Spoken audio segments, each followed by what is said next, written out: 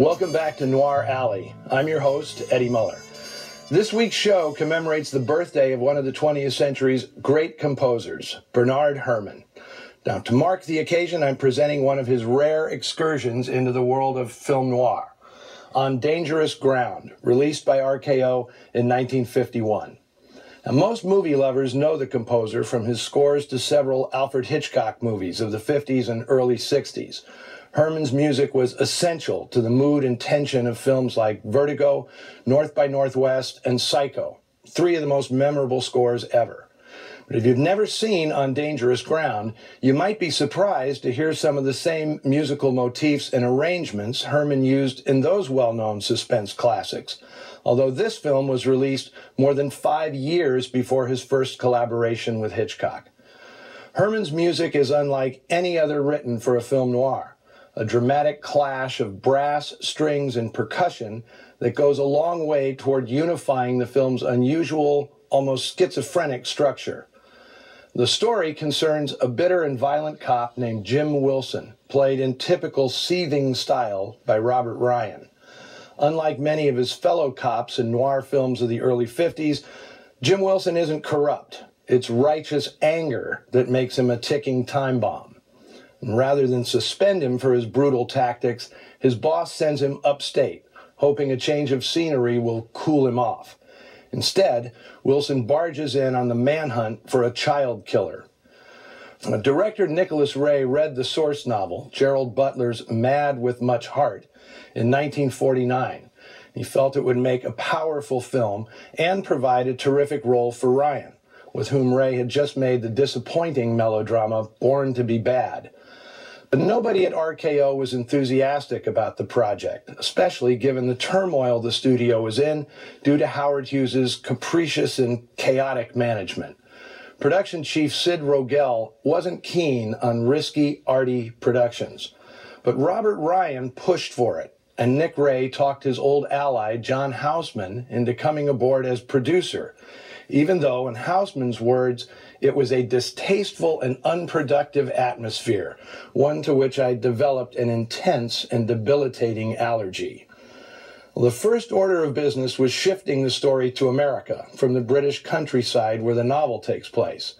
Houseman and Ray wanted writer Charles Schnee to do the adaptation. He'd provided the final script for Ray's debut feature, They Live by Night, and the trio were congenial collaborators. When Schnee wasn't available, Houseman turned to screenwriter Buzz Bazarides, who'd been writing smart, hardscrabble scripts throughout the 1940s. Bazarides and Ray got on famously, producing a treatment vastly different from the book. Ray had become obsessed with the daily routine of policemen, and he wanted to capture, for the first time on screen, the fear and dread cops face on a daily basis. He and Bazarides went on numerous ride-alongs with police in L.A. and Boston, seeing firsthand the worst a big city has to offer. They gleaned so much material, the first half of the script just kept growing and growing. It's quite a while before co-star Ida Lupino even appears, playing a self-reliant blind woman connected to the upstate manhunt. Now, this odd structure, with the first half confined to the underbelly of the city, and the second half exploding into bright, wintry snowscapes, was considered by the studio execs and many critics the film's fatal flaw. Everybody seemed to prefer one half over the other. Not even Houseman and Bazarides were convinced the bifurcated storyline worked. That's where Bernard Herrmann came to the rescue. He and Houseman had years earlier worked with Orson Welles' Mercury Theater of the Air. Then Herrmann's first film score was for Welles' Citizen Kane. And it was Houseman who hired the mercurial composer for this film, giving him the rare contract that allowed him to compose, orchestrate, and conduct the entire score. Herrmann admired Ray's dynamic storytelling and set out to create a score which, rather than musically melding the film's two halves, would emphasize the differences. Herrmann saw the film's structural dichotomy as representative of the battle between good and evil in human nature, and he orchestrated it accordingly, with violent, brass-heavy scherzos crashing against plaintive passages that employed woodwinds, strings, even a harp. To convey the serenity of Ida Lupino's character, Herman employed a single unique instrument, the viola d'amore, played by soloist Virginia Majewski.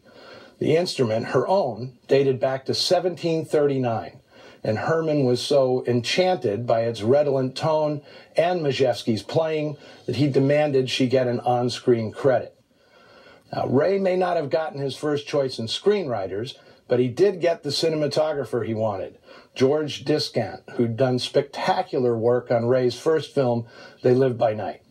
By 1950, Discant had shot many of RKO's finest noir films, but by the time this production got underway, in March of 1950, he was no longer at RKO, having decamped to the less stressful environs of Columbia. RKO borrowed him for the shoot at $750 a week, and Discant earned every penny, capturing the shadowy tenements and back streets of the dark city and the blindingly bright winter scenes filmed on location in the mountains of Colorado. An RKO pre-production memo described this project as unpleasant but powerful. It is likely to emerge as an art production, which may receive critical acclaim, but no sizable box office returns. On its release, it failed on both counts. But in a 1970 interview, Bernard Herrmann recalled it as one of his most rewarding projects. He considered one sequence in particular the finest combination of direction, editing, and scoring he'd ever worked on. Surprising, perhaps, given some of the renowned classics he scored. Okay then, Maestro, let's see and listen for ourselves. Here is On Dangerous Ground.